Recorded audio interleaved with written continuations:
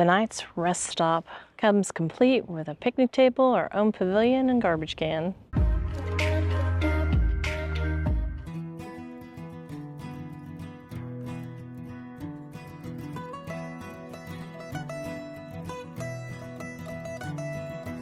If you're headed west on I-10 outside of San Antonio, we found a perfect overnight spot for you.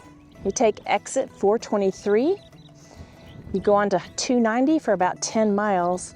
Believe me, it's worth the few miles off of the interstate. Campendium says it's Fort Lancaster Scenic Overview, but the signs leading you in will call it a picnic area. So once you find the picnic area, you're there. We're staying at Fort Lancaster Scenic Overview. Not only are the scenes spectacular, but there are tons of flowers and vegetation to admire as well. The views from our site are spectacular. How would you like that for your backyard view for the night? Fred's setting up our chairs, getting ready to watch the sunset. There's several different colored flowers up here on the scenic route. Were you stopping to smell the flowers, Nikita? Nikita's born to be wild. Our overnight stay is compliments of Campendium app. We use the Campendium app when we're looking for free campings, overnight stays, and dump stations throughout the country. It's a pretty easy app, and it's been very helpful. You can download Campendium right to your phone, click on it, and find free overnight parking. It's Nikita approved. She's walked the wall with me, seen the sights, and loves the smells in this area. Can you say hi, Nikita? If there's not very many people camping, it's a lot easier to turn around. We stayed the night with 3 other campers. We each had our very own picnic pavilion.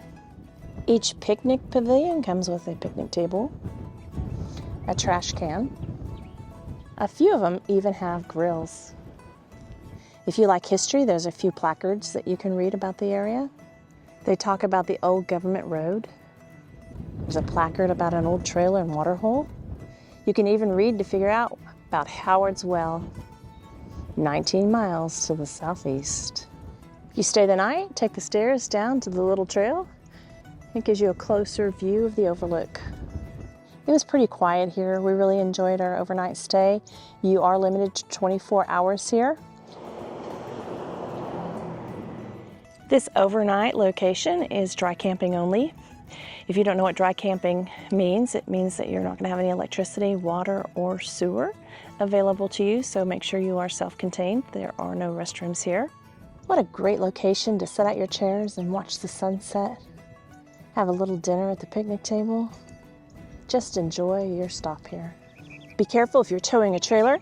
There's only one way in and one way out, and there's not a large turnaround here. All right, well, people have asked about bringing in their big rig. I'm not sure what a big rig is. They say our 38-footer is not big enough. But anyway, so let's say you got a 42-footer. Class A, you're not making a U-turn. But if you unhook your toad, you should be able to do a 3-point turn, no problem. With your 5th wheels, you're gonna have a problem. So you better be good at backing up. You're talking about multi-point turn. But it could be done if it's not crowded. Get here early and when it's light out. And you can see that's plenty of open space. Actually, we had a trailer pull in, make a U-turn, and come in here. It was a little trailer, 150 pickup. We'll put the coordinates to this location down in the description below. Traveling down that long and windy road. We decided since we stayed the night at the Scenic Overlook, we might as well check out the Fort Lancaster State Historic Site.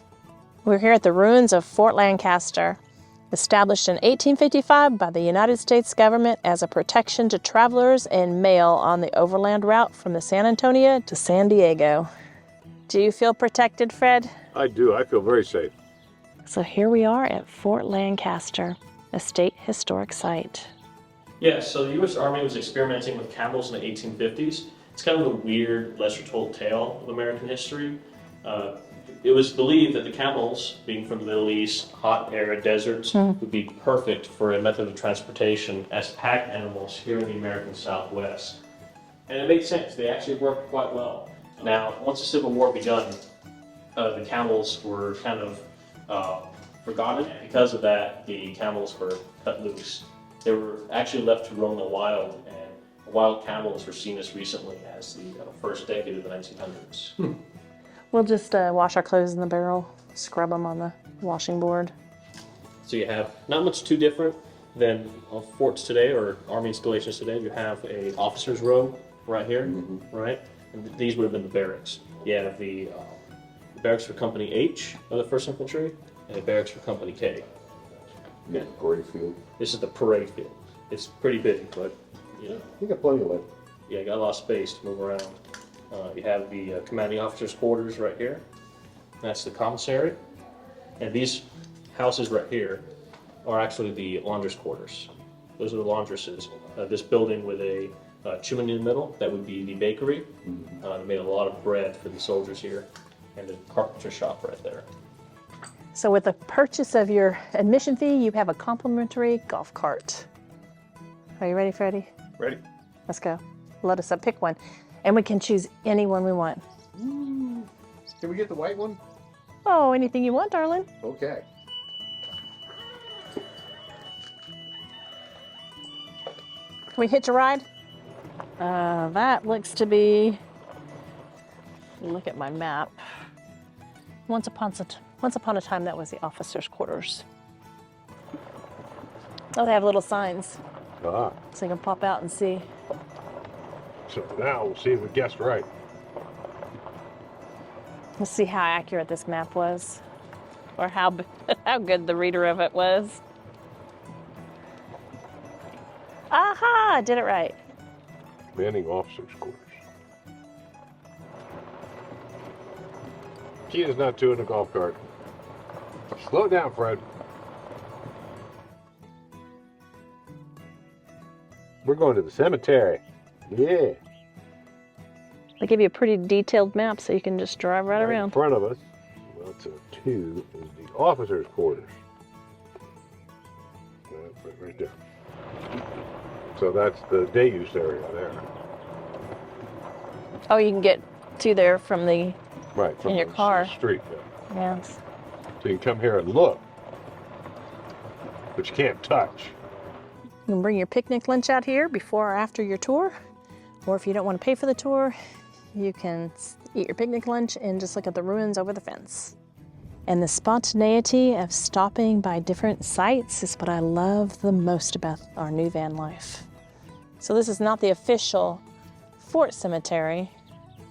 It does contain the graves of Private J.H. Norris of the Confederate Army. So the big one is the Captain Lee's, right? No, I don't know. But this little one's little Margaret. And they don't know anything about her. And for some unknown graves. What's your next, boss? We're going to the hospital. Ooh, that's right up my alley. To the hospital. As a hospital corpsman, I appreciate the hospitals. I'm not sure I'm too impressed with the size of this hospital. So this hospital was an adobe structure. Had a dispensary, storeroom, and small 3-bed ward. It also had a kitchen. It had a staff of a nurse, a matron, and a dedicated cook. Of course, there was a surgeon and a hospital steward too. This is all the field surgeon's tools in medicine. They didn't have a whole lot to work with. Definitely the commissary looks bigger than the hospital. It's kind of sad.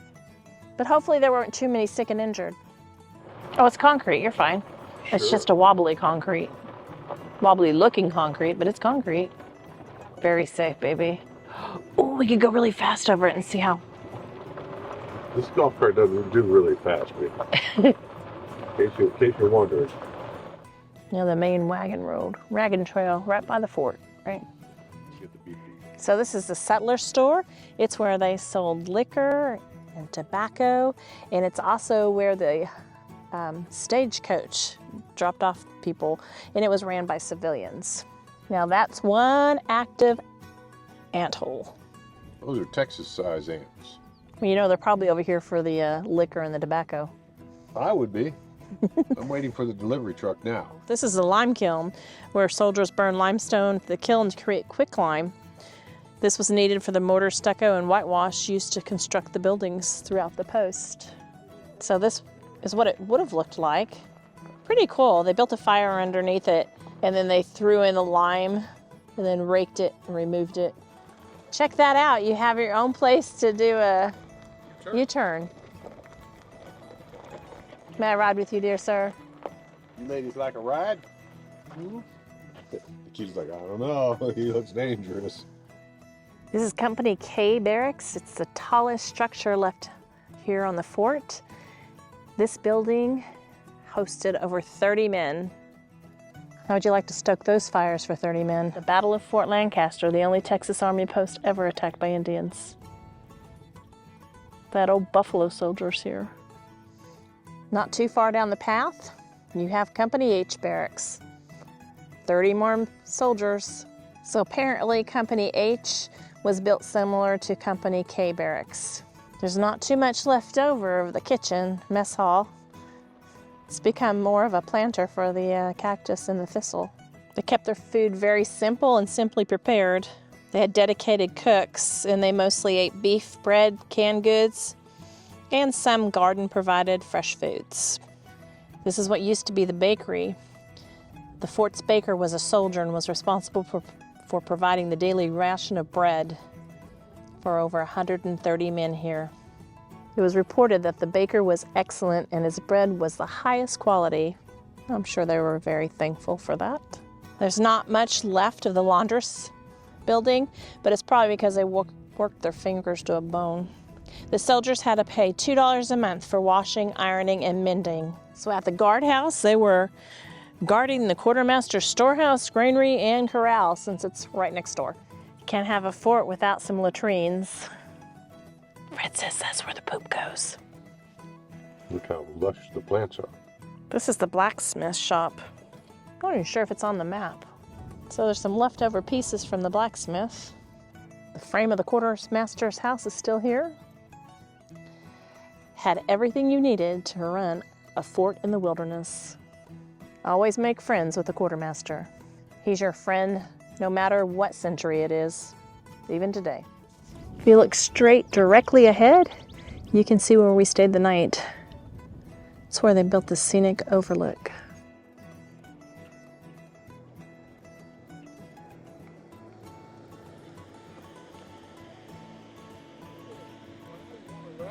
I'd love one. Be right there.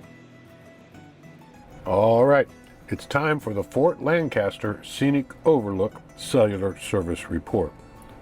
Well, first up we have AT&T at 38.2 megabits per second down and 0.94 up. Then we have Verizon at 22.9 megabits per second down and 3.28 megabits per second up.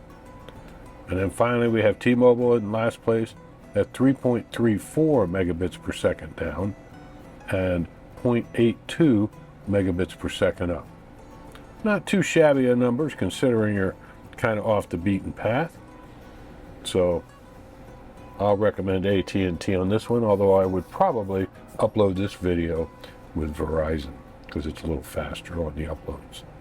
So we'll talk to you next week.